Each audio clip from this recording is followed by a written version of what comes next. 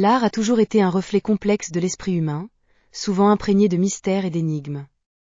Certaines œuvres vont au-delà de la simple beauté et engendrent des questions et des théories fascinantes. Voici un aperçu des 10 œuvres d'art les plus mystérieuses, connues pour leurs secrets et leurs énigmes. Numéro 10, les jardins de Babylone.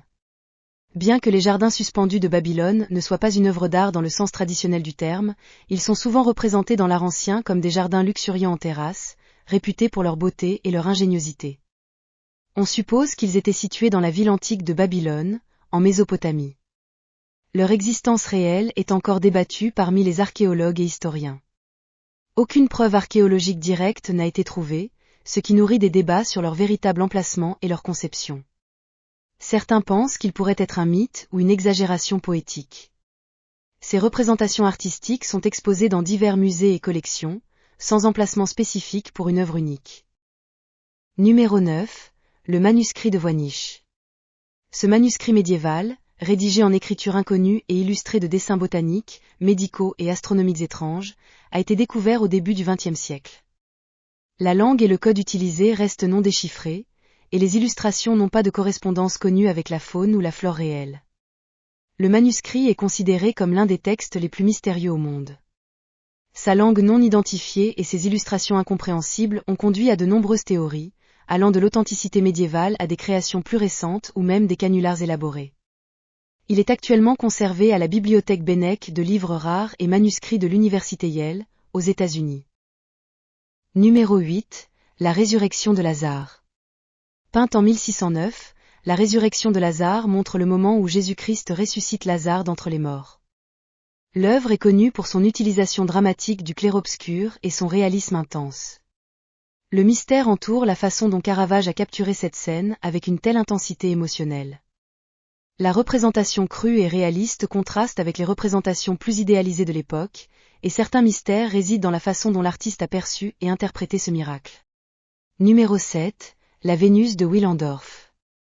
La Vénus de Willendorf est une statuette préhistorique de la période paléolithique, retrouvée en Autriche.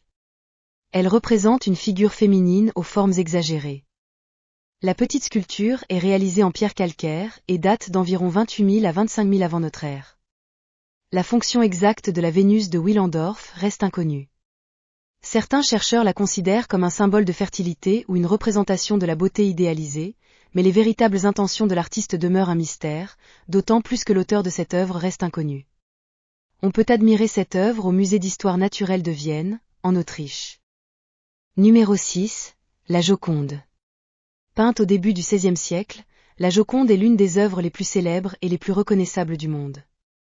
Le portrait de Mona Lisa est célèbre pour son sourire énigmatique et la technique de sfumato utilisée par Léonard de Vinci. Le sourire de Mona Lisa est l'un des aspects les plus débattus de l'œuvre. Sa signification et la raison pour laquelle Léonard de Vinci a choisi ce sourire particulier continuent d'alimenter les spéculations et les études. De plus, l'identité exacte du modèle reste sujet à débat. La Joconde est actuellement exposée au musée du Louvre à Paris en France. Numéro 5, la Seine. Cette fresque, peinte dans les années 1490, montre Jésus-Christ annonçant à ses apôtres qu'un d'eux le trahira. Située dans le couvent de Santa Maria del Grassi à Milan, elle est l'une des œuvres les plus étudiées de l'histoire de l'art. La scène est entourée de mystères liés à la présence supposée de Marie-Madeleine parmi les apôtres, une théorie popularisée par le roman Le Code da Vinci. La détérioration de la fresque et les tentatives de restauration ont également suscité des questions sur la véritable apparence de l'œuvre. Numéro 4, le cri. Cette œuvre expressionniste peinte en 1893 montre une figure agonisante devant un ciel rougeoyant, évoquant une profonde angoisse. Le cri est devenu un symbole universel de l'anxiété et du désespoir. Le mystère entourant le cri est lié à l'état émotionnel de Munch et à la source de son inspiration. L'œuvre exprime une crise existentielle personnelle de l'artiste, mais les détails précis de ce qui a inspiré cette vision terrifiante restent flous. Cette œuvre est exposée à la Galerie nationale de Norvège à Oslo et au musée Munch à Oslo. Numéro 3, le portrait de la jeune fille à la perle. Peinte vers 1665, cette œuvre est souvent appelée la Joconde du Nord en raison de son expression mystérieuse. La jeune fille portant une perle est l'une des œuvres les plus appréciées de l'artiste néerlandais Johannes Vermeer. Le mystère de cette peinture réside dans l'identité de la jeune fille et la signification de son regard énigmatique. L'absence de détails sur la personne et l'absence de contexte dans l'œuvre laissent place à de nombreuses spéculations. Numéro 2, la création d'Adam. La création d'Adam est une partie de la fresque du plafond de la chapelle Sixtine, au Vatican.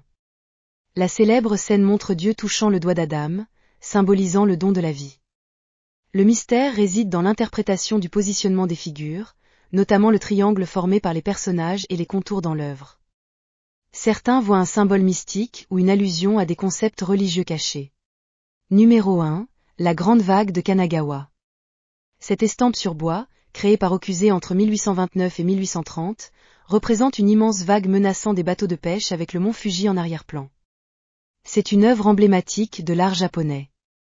Le mystère de la grande vague de Kanagawa réside dans sa représentation dramatiquement exagérée de la nature et la manière dont elle a capturé l'imagination mondiale. La vague puissante et le contraste avec le mont Fuji ont conduit à diverses interprétations sur la relation entre l'homme et la nature.